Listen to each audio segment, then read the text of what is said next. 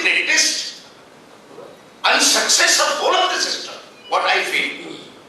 And this where we are progressing in the form of productivity, we are progressing in the form of institutional supports. We are producing the 900 universities, of which the 67 universities are there, 40,000 villages, the colleges are being set. Such of infrastructure, such of the innovations and the intelligent persons are there. So there is no dearth of the knowledge, basically. Knowledge is different, instructions are different. And the skill is also different. These are three very different terminologies. Knowledge was there, knowledge was with us. Nalanda Takshashila was being supported by 200 villages. One university, Nalanda University, was being supported by 200 villages. And they were maintaining that Nalanda University. So we have that. We have opted for 1862 for the land and colleges that we are importing the knowledge. Knowledge was here, but somehow, some factors, some invasions have given us, but we have the knowledge. We have not we have categorized the knowledge, we have translated the knowledge also into the affluency, and therefore, probably at the 49, at the time of 15 August 1947 and 50 in 1950-51, we had 52 million tons of the food grains. And now, in the pass of the time, we are affluent and 271 million tons of food grains, and in many of the things, we are full sufficient, but not. This is not the point of the solace and complacency. Mind well. We have now to educate for the future, and that is one of the themes that you are going to mix the knowledge, your aspirations, your vision, your execution, and that's a benefiction will come out. And because to meet the future challenges which we have, there is no complacency. Why today is a complacency, Rathod sir? That my people are eating about 450 to 500 grams per day. And therefore, this surplus amount, I am exporting it to the 14 countries. 14, we are exporting also the grains to the 14 countries. But this is because my population is being fed 450 to 500 grams per day. This is the data. Now, by the pass of time, and by the innovations and the standard of living, if I am to go, I need 450 to 500 million tons of food grain by 2050. My land is not going to be 141 million hectares is my land in my country. I have got here in the Vidarbha 96 lakhs hectare of land, of which I am cultivating 50 lakh hectares, of which 26 lakh hectares is my forest area. This is my wealth. I am not going to expand it. At the most, what can I do? I can bring out 5 to 10 lakhs of the soil, or the uncultivable land into cultivation. But whatever the land, and it is being also narrowed by the expansion of the urban areas or semi-urban areas. Again, they are going to take the land. So I have the challenge, this country has a challenge, and the experience will not be only that, based on the farmers. How said Punjab Deshmukh, the first agriculture minister, said it's a wrong thing that farmer doesn't want the education. Basically in this country, this is a misconception. The farmer knows everything. And we also know that farmer knows by the heredity, हमारे तो पुरखों ने खेती की, आप क्या बताओगे हमका ऐसा खेती किया है। बाप दादा का खेती करते करते हमारा हाथ तो जन्म जा रहा है, आपको हमको पढ़ाओगा। In every state, in every language, we as an extension worker get the same type of the dialogues most of the time. But best thing is that we need to even give now to meet the challenges 450 to 500 billion tons of the food grains with a limited land and with a limited resource. Resource development is slow. I am not going to talk, but we need to mobilize the resources, and we are not able to make it like China. They have created Homse water, Yangtze water to Homse with a complete one canal and 2 canals east and west. Their 2 canals are sufficient. what is the progress they are making? They have the very less land than us. They have less arable area. We have got more arable area, cultivable area, but they are utilizing the resource and they have grouped it like this, one center, right and left, and they are utilizing and they are making what a great productivity they are bringing. California was not made like this. 728 kilometer canal was brought from the north to the California desert land. And therefore now the California is called. Here someone has given that California is a citrus nagari, but this is depleting. We are not mobilizing the resources properly. That education is required. It's a policy either or the knowledge from the grassroots. So therefore, the basic education, if you define the manifestation of the knowledge, which you teach, education is a different. Instruction education is nowadays a mix. We are instructing. We are giving the instructions. We are not giving the knowledge. Knowledge will come by the experience. And in experience, hand-on training, we are falling short in the campuses. This is a fact. Because, and therefore, my student doesn't have the confidence after graduation. What I should do now? That's a big question to him. Because he is not well confident, after getting the degree, yes, I can do. That confidence is not imbibed into him by our system and the method of education. And therefore, I would request an appeal to the Deputy Director General also that some programs are to be done there to bring the confidence in him to know you can be really not the job seeker but the job provider. He is not sure about his own future. Most of the boys, of course. I am talking of the majority of the students. Majority of the students. Those who are well, and second thing is that, second danger I am seeking to expose it here. Now the choice of the education is a medical, choice of the education now a paramedical, and choice of the education is architecture, then comes the agriculture and then comes the engineering. Now I go for many, this promoting the colleges and I get the chance, I am a retired person, people call me.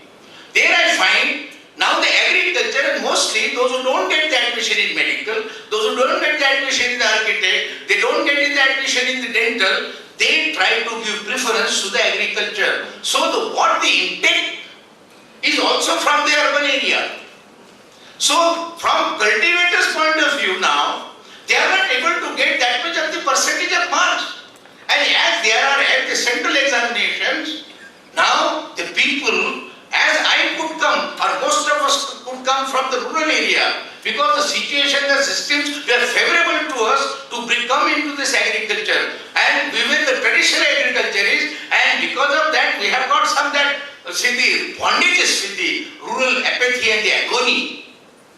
Now the most of the entrants, those will be coming into the graduations or they would probably be from the rural, not rural area, but from the urban areas. And therefore something is to be done to bring this basic knowledgeable. He may not express in English. He may not give you, but he knows it. How to plow, how to plant, how the distance should be kept. Because without knowing also he knows the agronomy. I knew the agronomy without knowing. Most of you also. How the fruits to be plucked. I need not to go for the robot at present. Robot may come because I have got a great population today. So robot is not a considerable point. Now I need to have the employment. Agriculture, as very rightly said, at the head of all, civilization and culture. At the head of all sciences and arts, stands not militarism, the art that destroys. Stands not the commerce, the art that accumulates. But the agriculture, the maintainer and sustainer of human life, it said the President Godfrey from America. So agriculture is the mother of everything, sciences, arts, culture and civilization. And it's a knowledge. And that knowledge, which is a ready knowledge, since from his birth he sees the fields, he sees the cow, he sees how to maintain the herd, he sees how the... Now that people, those type of boys, now it will be, they will not be coming in the large numbers because of such system. Sir, I appeal for that. If you really need to have something is to be done to that, these knowledgeable persons, those who are not formally educated in agriculture, if they come in, the skill development will be more. Another point will be there, sir. As a particularly the processed food. There is in Marathi, Rashtrasanta Tukdoji Maharaj, one of the universities, Nagpur University is named after him. Rashtrasanta Tukdoji Maharaj, Nagpur Vidyapit, where we are sitting, that university is being named after him. He was a Rashtrasanta, we call him as. He said ki कच्चा माल माती मोल द्यावे, पक्का होताची चौपटीनी घ्यावे. In the sense, when there is a raw material farmer produce, he has to give it in throw prices, but after the recycling, he has to purchase the same thing with a 4 times more value. Because he is a producer of a kacha mal, but he is a purchaser and consumer of the pakka mal. Same thing as it is a synonym to the Britishers. They used to take the cotton and they used to sell the cloth to us. Same thing, because as you see, this one skill is to be developed. How entrepreneurship program I have seen is a very good presentation was made. Now 1 quintal of cotton, either it is in Punjab or in Vidarbha, just 5 minutes, or in Vidarbha, it has to be sold in 4,000 rupees. Now this 4,000 rupees a quintal cotton, why there is apathy in rural, why there is this indebtedness and unproductivity, 4 lakhs and 26,000 suicides are happening in Vidarbha. And the reason is this. Now this 4,000 cotton per quintal, what he gets? If it is a good grade. But second, third grade, again he gets less. But value addition, how it is done is 1 quintal cotton means 33 kg of lint. And 23 kg of lint, 64 kg of cake as a seed, out of which 9 liters is the oil and 54 is a cake. Now this cake goes for the protein, cake goes for the chemical factory, for again a value addition. This oil is used for either edible oil or for other purposes also. And 33 kg of the lint produces 119 meter of the cloth. But if I am to purchase 5 meter of the cloth, a good medium type of cloth, I have to pay 4,000 rupees for 5 meters of the cloth.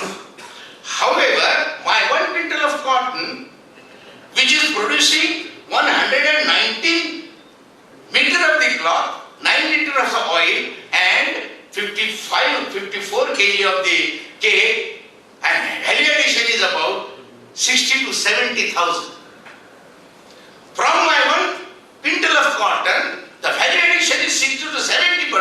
Some processes anyhow, if my skill is developed in the rural area, conglomeration of villages, if I am able to conserve this, if I am able to, so 3 to 4 processes, if I am giving the benefit to my farmers, why not agriculture graduates will come into the villages, and because it wants earning and an honorable life living, sustenance life living, some skill. As in absence of such, the people are not trying to come and accept the profession despite having the BSc Agriculture, MSc Agriculture, something like lower education for that purpose. Should be agenda, at least for the private institutions, at least for universities, be made compulsory that quality basic knowledge, एक साथ सब सदे. If you have a one thing achieved, क्या चाहिए? तेंदुलकर को bat आती है, बाकी कुछ नहीं आता उसको. He doesn't know anything else. He doesn't know chemistry. He doesn't know biochemistry. He knows only one, how the bat should be done, and he gets the Bharat Ratna. So therefore, agronomy, botany, chemistry, engineering, everything we teach. Physics, chemistry, soil chemistry, okay, basic knowledge is must. But at least he should be given expertise, at least in one way, where he will have the confidence, and that confidence developing program is much needed. Sir, I submit here, I have to talk too many things, I can talk, but now with the constraint of the time, and as you are again to have the program, hai prarthana Gurudev se, गुरुदेव भगवान है प्रार्थना गुरुदेव से कि स्वर्ग सम संसार हो, अति उच्चतम जीवन बने, परमार्थ में व्यवहार। है प्रार्थना गुरुदेव से कि स्वर्ग सम संसार हो, अति उच्चतम जीवन बने, परमार्थ में व्यवहार हो, ना हम रहे अपने लिए। जिसको अर्निंग हो रही है, we are self centred, we are very much caring for our post position and stability, we pretend for societal commitment, but we really in the core of your mind we think or we are not that much committed, and this is also one of the reasons why societal commitment is not coming up rightly, nicely. That scientific societal, that is a very good point. I need that you should remember. है प्रार्थना गुरुदेव से के स्वर्ग सम संसार हो, अति उच्चतम जीवन बने, परमार्थ में व्यवहार हो, ना हम रहे अपने लिए, हमको सभी से गर्ज है, गुरुदेव दे आशीष, ये सोचने का फल है। Thank you. Thanks very much, Dr. Nimbalkar. It was wonderful. Now, Dr. Saharia would like to speak for a couple of minutes. So, Dr. Saharia, please. Distinguished guests on the dais, honorable vice chancellors from all over the country, different parts of the country, most respected officials on the ICA and the organizers. I just like to share 3 stories, different stories relevant to this session in 3 minutes. Once the renowned Hindi film actor Rajkumar and G.T. Birla, they took a common flight to London. They were not knowing each other. Rajkumar on the flight, he was a little eccentric, everybody knows. On the flight he asked, have you ever seen some Hindi movies? Birla said no. Then Rajkumar said, then you may not be an Indian. He said, no, I am very much Indian. Then he asked, have you ever heard the name of Rajkumar? No, I don't know. Then they came on. Then after some time, Birla asked him, do you know anything about industries in India? No, industrial people, no, they simply make money. They don't have any concern for the Indian population. Like that he also criticized. But by the end of the journey, they became very good friends. So we are very thankful to Rajasthan University that we are not known to each other, but they have made us known to each other. Coming to the session was very enlightening and encouraging. And here I want to share again 2 more stories. Not stories, these are facts. When there is tsunami in Andaman, there is a tribe called GHRU, and that tribe still they live in nature and in a natural way. And if clothes are given to them, then they feel sick. So, in the most natural way they are living. When tsunami was there, then everybody thought that, well, this tribe might have been lost. After 40 days, they were found and there was not a single casualty. We are talking very much about climate change and all. One fellow among them was hospitalized in Calcutta and he was knowing a little bit of Bengali. When he was asked that how they survived, he said that we know the language of birds and animals. They could know about the tsunami much earlier, and that is why we could follow them and we are surviving. The third story is that very recently, last year only, we have in Nagaland an animal called metal. There was a FMD. All the mutants were gradually suffering from FMD in the lower stages of the hill. Then we were thinking that I was also a part of it. We were thinking definitely the mutants will not be there and at least in Nagaland they will be worse off. They will be dying.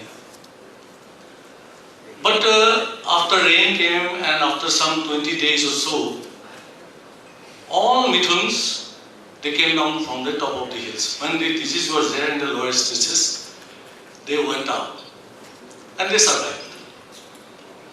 So what I want to say with these three stories is that we have to be together and we have to understand the language of animals and plants and maybe of each other. Thank you very much.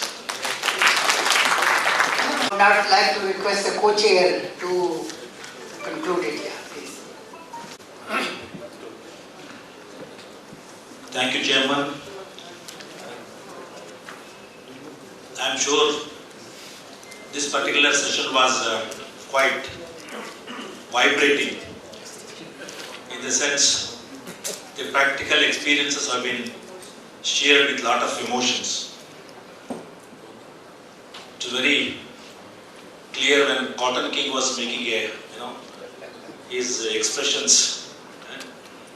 It's from his bottom of the heart and also from field realities. We appreciate your concern, sir.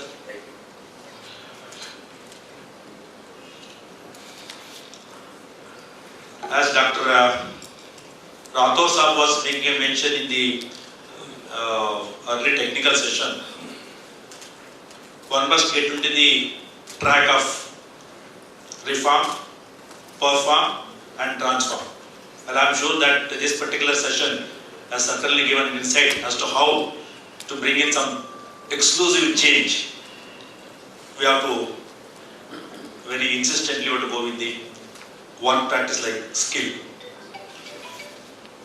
Among the three presentations, Dr. Lohit clearly brought out what exactly the mechanization means to agriculture, what exactly it means the congregation of sciences. I am happy that in the erstwhile in a situation where engineering colleges and IITs have a lower concern for agri and horticultural sciences, now there is a tendency to have some projects with agriculture and horticulture things. So that is a good indication, and this has to be now nurtured. The nurturing of this conscious blending of different disciplines, it goes a long way. Thanks to the support of ICR system, wherein to promote this type of skills and this type of advanced wisdom to the agriculture education. You are now sanctioning quite a few courses like horticulture engineering and food technology, which was not so earlier, than on biosciences. So I am sure that with this type of new dimension through these new programs, I am sure that there is a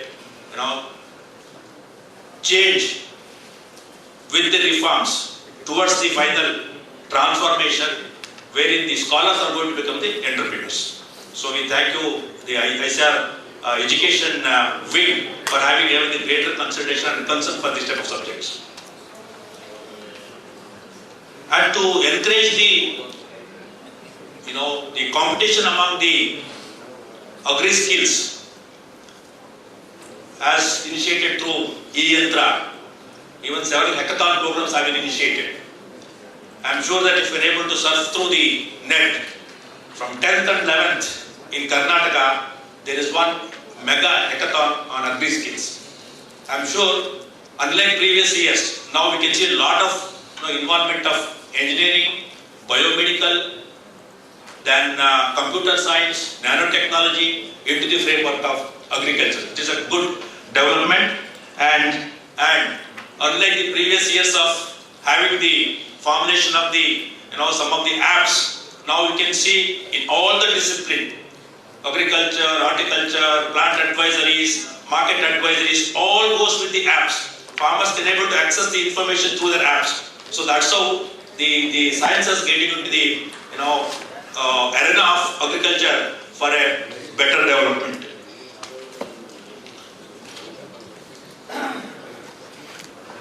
it gives me an indication as to how the agri expert Dr. R.B. Singh, in his documentation, he mentions that it's time for all the faculty and the scientists to be more accountable.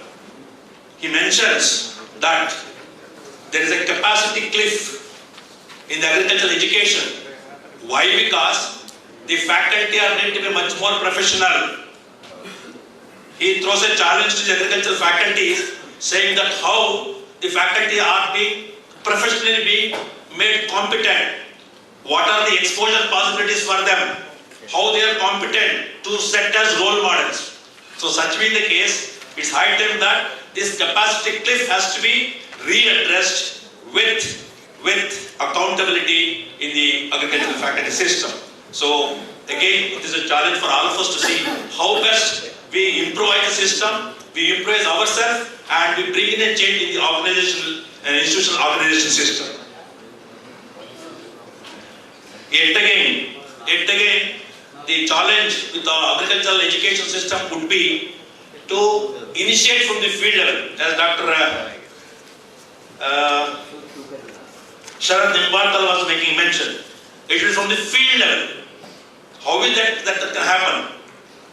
Can any government or any system be able to provide so much of facility, so much of investment to such things? That being the case, there are options like, we have this, maybe GHRU, maybe our customer service support system, where the equipments are available for the farmers. They can start using it.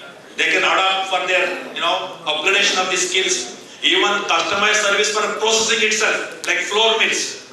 They can use these facilities for making pulp, value addition, primary processing, and then, those type of things could also be explored, this type of customer facilities. And in the recent past, Dr. Lohit was making mention to go in for,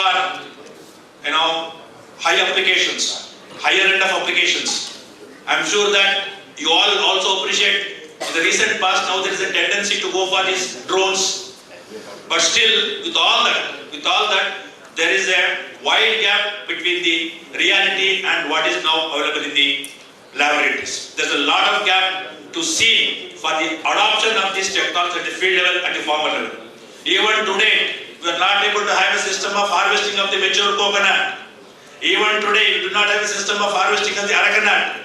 Even today, a future crop which is being declared under FDI, oil palm, still we do not have a harvesting system. Though we have umpteen number of hundreds of engineering colleges, mechanization, everything happening, all private partners coming, but yet we are not able to have that type of system. That's why there is a need for greater convergence of the reality from the laboratory scale of thing. He was also making mention about the marketing part, value addition.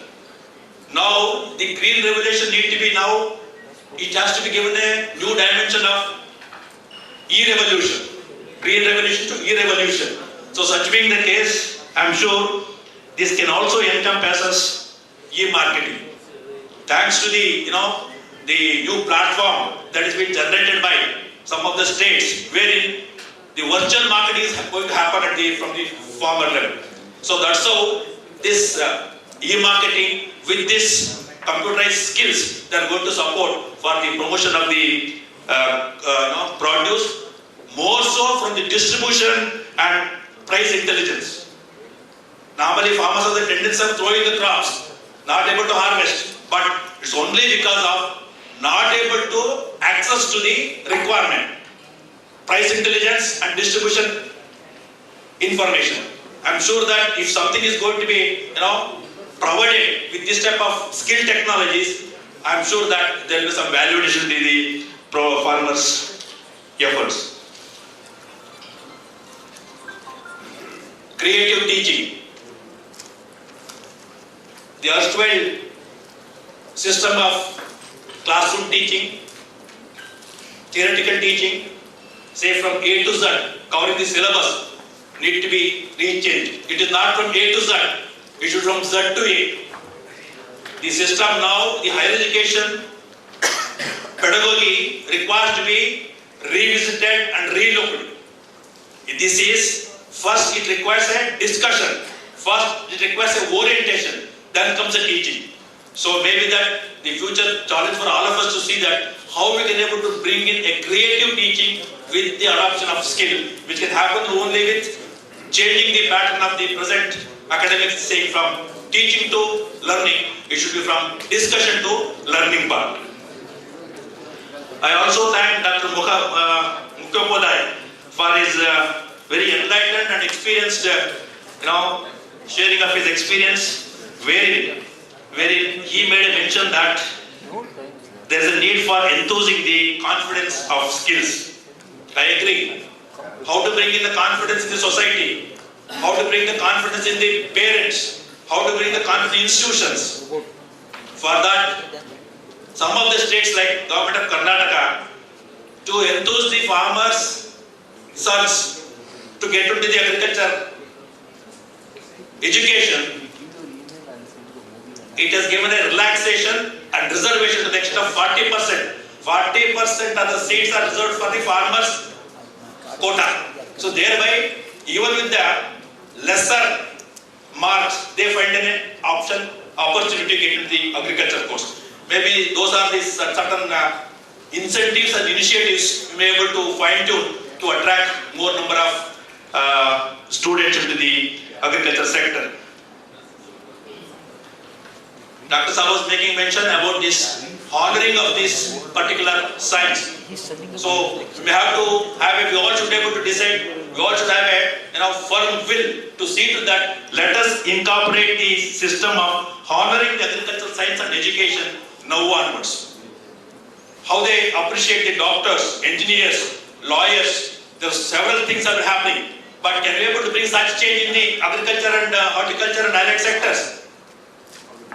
This may have to really redefine in our plans and programs.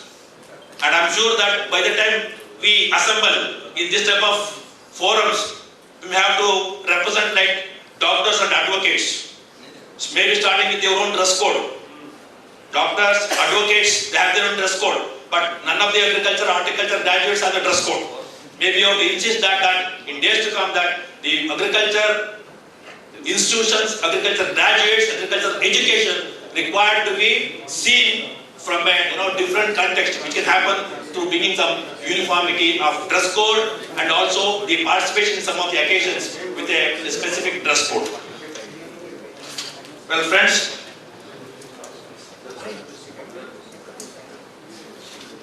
ultimately, this particular session has really ended all of us to see how best we individually and inclusively we can contribute for the refinement of the agricultural syllabus.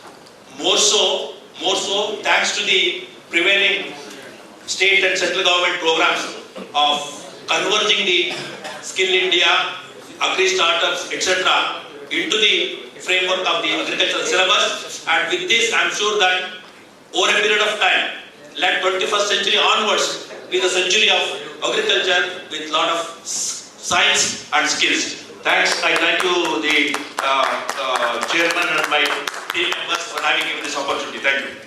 Stand between you and the team, but I'll just take one more minute to wind up. Well, you have all seen development which is taking place in generating knowledge, and that knowledge in turn gets converted into a technology passed on to the farmers, and he is the end user, he makes use of it. Now, we will have to see that our challenges are different than what challenges we had 50 years back. The challenges are far more complex than what we had. This morning, Dr. Parashuraman was telling that in Western countries, we have large farms. Whereas in India, we have small farms. 86% of our farmers are small and marginal. So we need to have a knowledge and generate technology to meet their requirement. We have done a lot for irrigated agriculture, where productivity is around 10 to 12 tons per hectare. But when it comes to rain-fed farms, the productivity has been stagnating for last 30 years or so, and we have not been able to make a breakthrough. So what is required is generate knowledge for our situation, convert it into a technology and pass it on to the farmer. Same thing applies for the skill. I think our graduates should have those skills so that they can make farming profitable. Today, the biggest challenge in front of a farmer is profitability. We will have to bring down the cost of cultivation. We have to add value and processing and value addition to the agricultural produce so that farmer can get a better income. That is how we can increase the profitability. So I think all that has to be, a balance has to be there, and we should be able to do that. Dr. Mukhopadhyay said that we have talent. Yes, indeed. We have talent, we have people, and nothing is impossible. What is required is Education Division and Dr. Rathaur's team is really dedicated, and we have around 75 plus SAUs, 100 plus ICR institutions. We can do miracle. Let's try and join hands and see that this century of biology really belongs to India.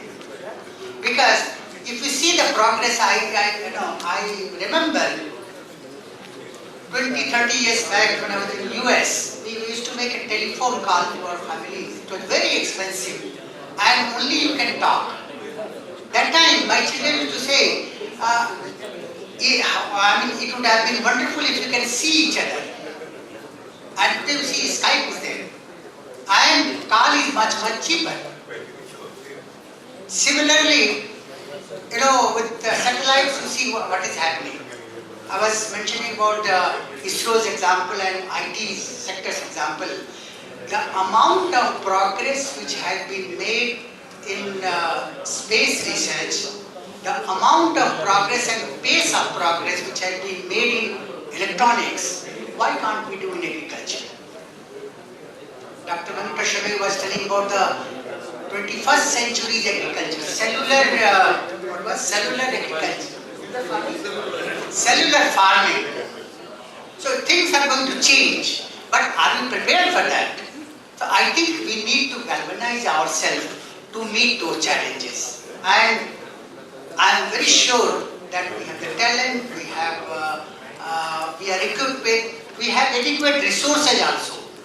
Let me tell you that in Western countries, we don't have that much money for agricultural research than what we have in India.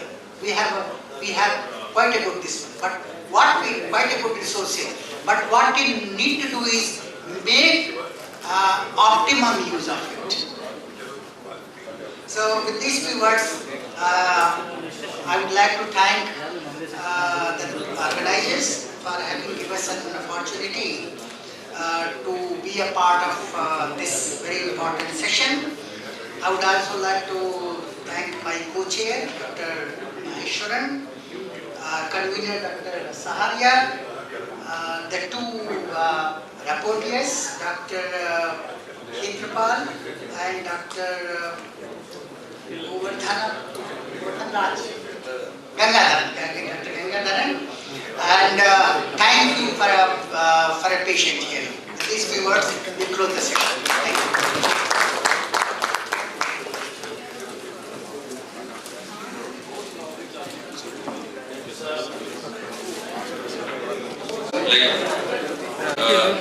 The chairman of this technical session is Dr. S.A. Patil, former director IRI, New Delhi, and former vice chancellor US Dharwad. Co-chairman Dr. Paturkar, vice chancellor MAPSU Nagpur. I request both the chairman and co-chairman to occupy the seats. The convener is Dr. Asutosh Murkute. I request Dr. Asutosh to come on to the dais. And the rapporteurs for this session are Dr. S. Lingaraju, Emeritus Professor, and Dr. M.K. Rana, Emeritus Professor. I request both of them to come on to the dais.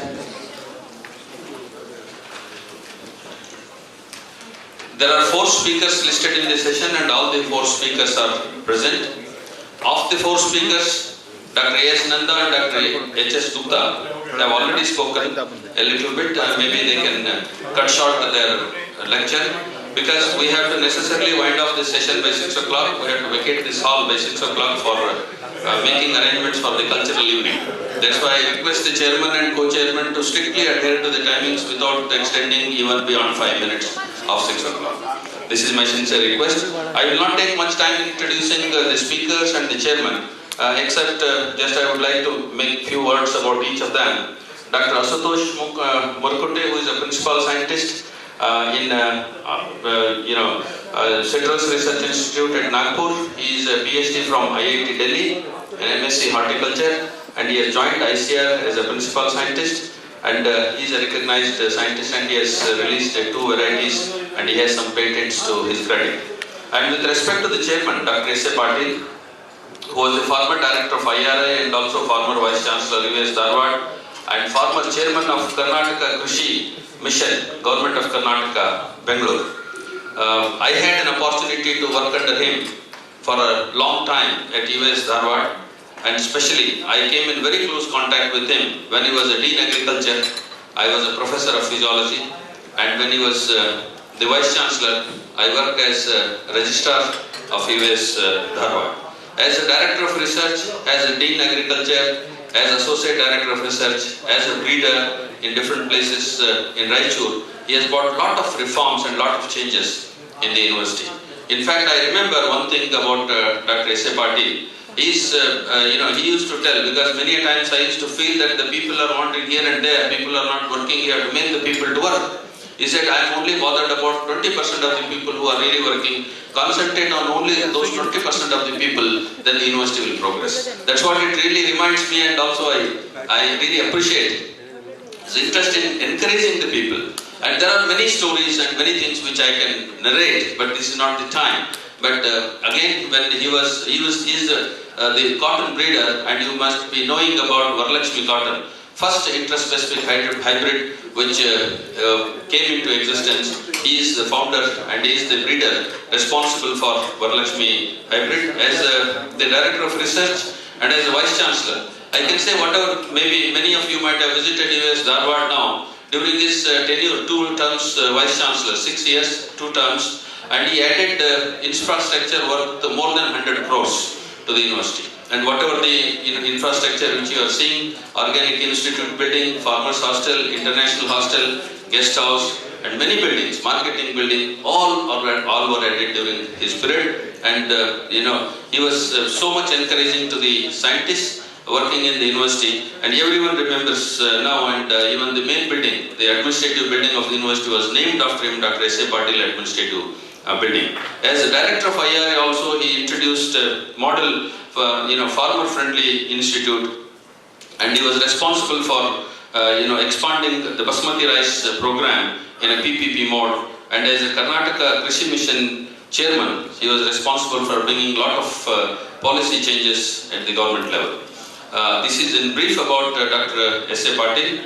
And regarding Dr. A.M. Paturkar, who is the Vice Chancellor of MAPSU, Nagpur, before he took over, very recently took over the charge of Vice Chancellor MAPSU. He was a professor and associate professor at Bombay Veterinary College under MAPSU in Mumbai. And he has guided 33 MSc students and 5 PhD students, and member of national and international bodies. He has published more than 55 research publications, edited 10 books, and he has got 3 patents to his credit, and he has got several national awards.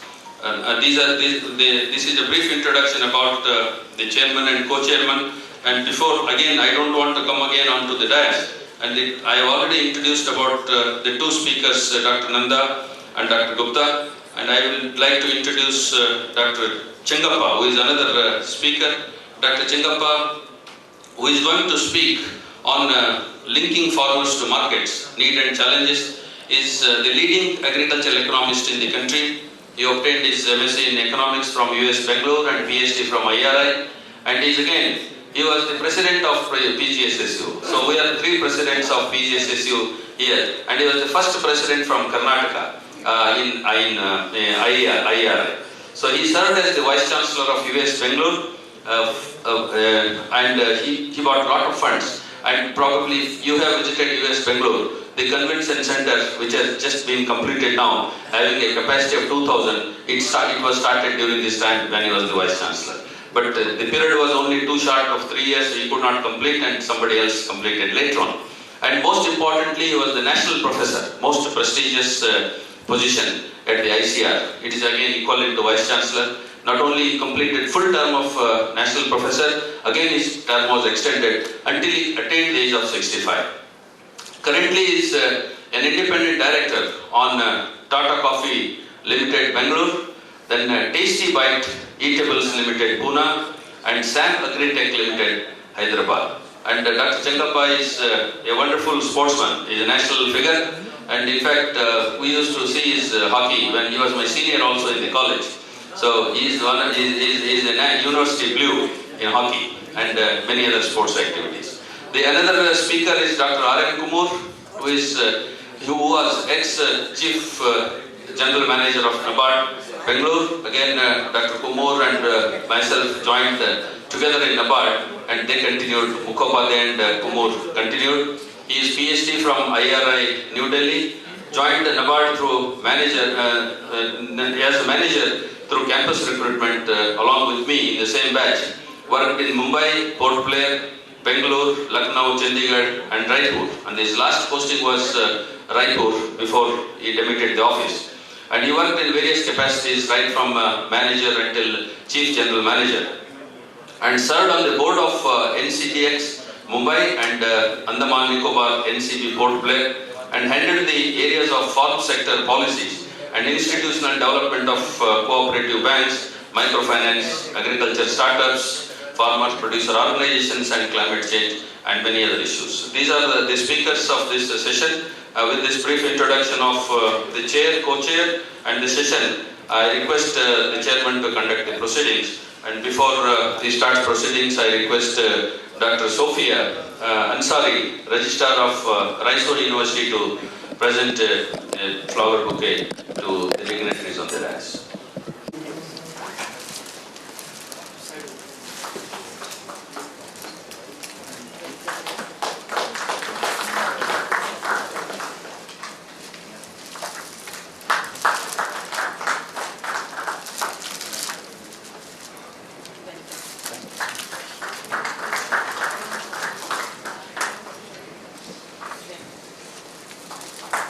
Thank you very much, Dr. Sophia.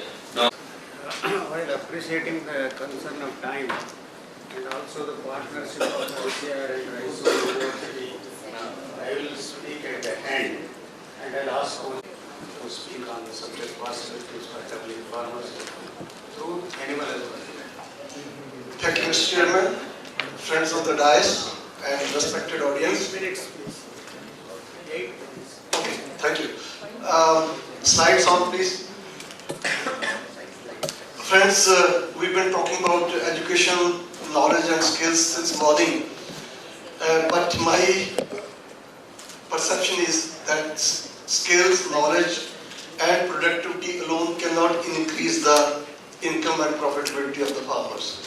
What more needed is changes in the policy, initiative from the government, value addition and marketing. And in animal husbandry sector, slide manager, my name is A.S. Nanda. So these slides are a part of the presentation that I gave to a committee of the government, and I am just going to brief you about that. All of you are member of decision making and policy making in your respective places, respective governments, and wherever chance permits, kindly promote the idea of involving animal husbandry even at a bigger scale. Next slide, please.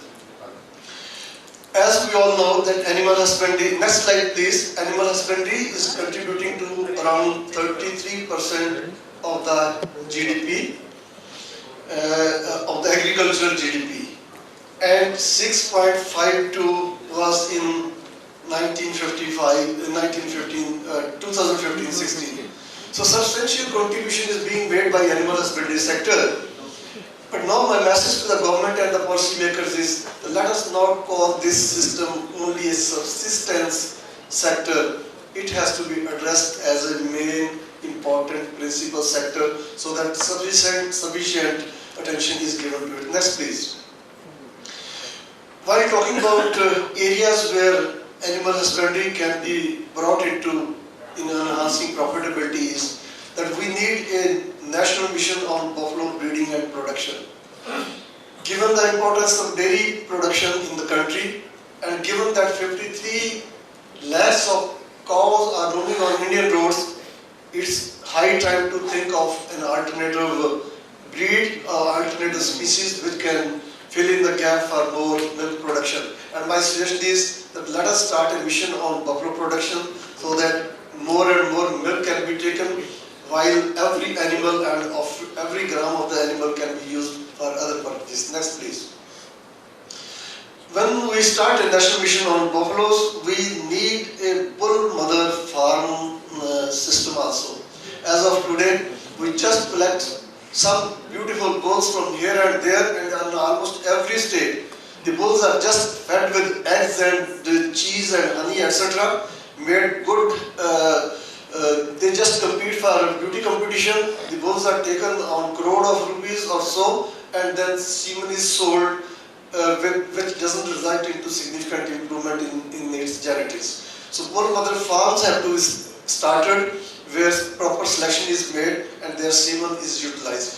It is high time that we also start exporting our germplasm to 120 countries which are having buffaloes. They severely lack it. Last 50 years we spent a lot of money in importing germplasm from other countries. Now is the time, why can't we earn money by exporting germplasm? Next please. Milk processing scenario. Only 5% of the milk in the country is subjected to value addition, and only 16% of the milk is handled by milk plants. 33% milk is handled by middlemen. If these middlemen are brought into mainstream through registration, through education, and through their upskilling, they can contribute significantly in getting us pure milk, in adulteration-free milk, and clean milk. Next please. Next slide please. See, if the milk is not handled properly, it leads to deterioration, its quality reduces, and also the return from the milk are reduced. So challenges are that let us organize these milkmen, enhance organized industrial milk handling to 50%, and increase value addition to 30% or so. Next slide please.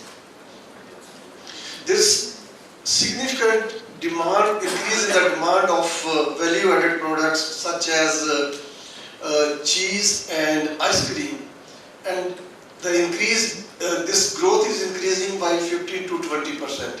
So the message here is that let us establish product-specific milk plants such as ice cream plants, cheese plants, mozzarella plants in the areas where milk is produced, not in the cities, so that we can have shorter milk supply chain, more jobs in the rural area, and check youth migration from rural to urban areas.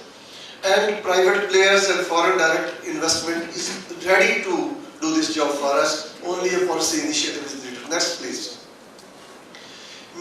Importance of meat has always been neglected in the country. We've been focusing only on milk. As of today, we are getting only less than 3 kg meat and less than 69 eggs against 10 kg requirement of meat and 180 kg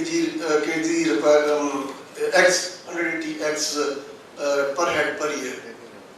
while there is a scope for increasing the production and productivity, it's also important that let us organize this sector into processing and export.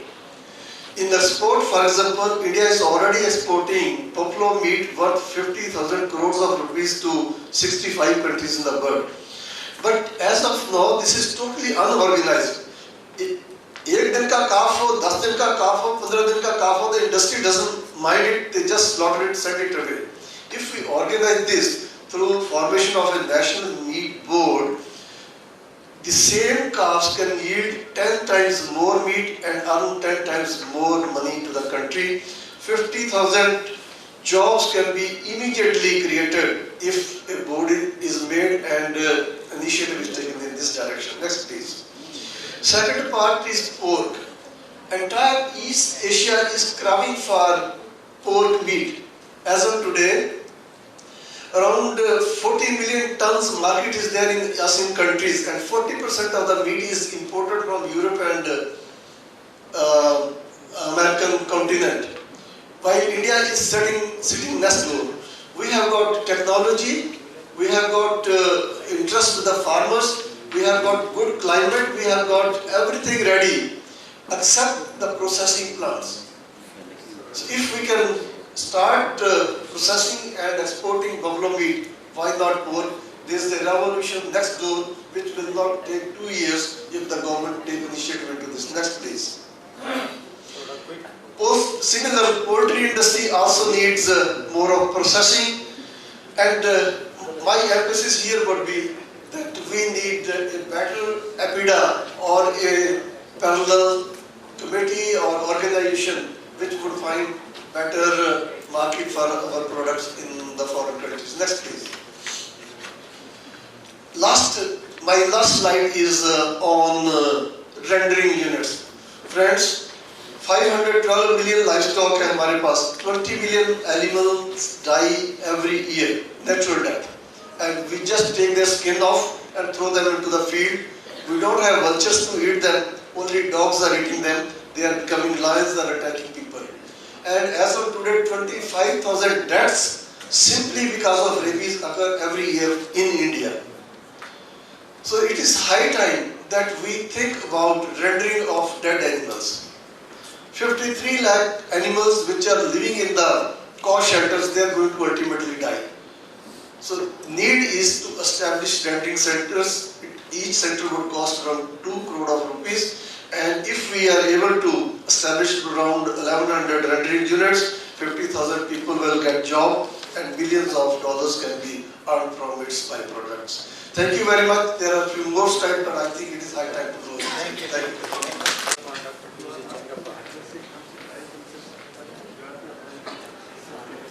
Co-chairman and the invitees and the friends. Certainly I'm going to talk on linking farmers to markets, the need and the opportunities. Certainly we all know that we concentrate a lot on production without concentrating on market. In fact, I attribute it to the very fact that we started with a grow more food campaign in this country, produce more without much thinking into the marketing arrangements. And this has led to a sort of second set of green revolution problems. We produce, and if you don't market, really what happens? Well, can you put my slides? Changappa. Okay, go to the next slide.